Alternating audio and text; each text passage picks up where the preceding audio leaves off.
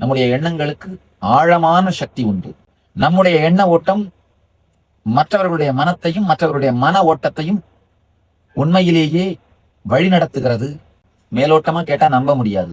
இந்த ஒரு சின்ன ஆராய்ச்சி புரிஞ்சுக்கிட்டீங்கன்னா நம்ப முடியும். ஒரு குறிப்பிட்ட வகை ரோஜா செடிய ஒரே மாதிரியான செடி, ஒரே மாதிரியான மண், ஒரே மாதிரியான உரம் போட்டு வளர்த்து 3 அறையில வச்சாங்க. இதுவும் ஒரு பல்கலைக்கழகம் செஞ்ச ஆராய்ச்சி, மனத்தை பத்தி செஞ்ச ஆராய்ச்சி.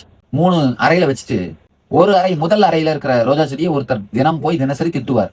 அது எதிர்மறையான எண்ணங்களை உருவாக்குறது. நீ உருப்பட மாட்ட, நீ நல்லா இருக்க மாட்ட, நீ என்ன பண்ண, நீ உன்னால் மலர முடியாது, உன்னால் வளர முடியாது அப்படின்ற எண்ணங்களை அங்க உருவாக்குவார். 2வது ரூமுக்கு போய் எந்த வார்த்தையுமே சொல்லாம வெறுமனே தண்ணி ஊத்திட்டு உரம் போட்டு வந்துருவார்.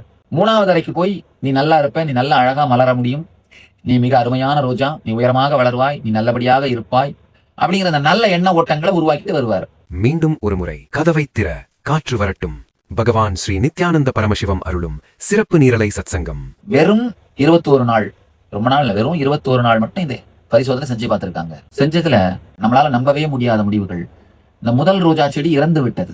எந்த ரோஜா செடியோட எதிர்மறை எண்ணங்களை உருவாக்கிக்கிட்டே இருந்தாங்களோ அந்த ரோஜா செடி இறந்து விட்டது. 2வது ரோஜா செடி ஓரளவுக்கு வளர்ந்து இருந்தது. 3வது செடி 2 மடங்கு செழிப்புடன் வளர்ந்து பூக்கள் பூத்திருந்தது.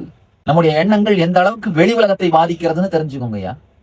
நம்ம இல்ல, நம்முடைய எண்ணங்கள் நம்மையே பாதிப்பது வேற விஷயம். எந்த அளவுக்கு வெளி உலகத்தை பாதிக்கிறது.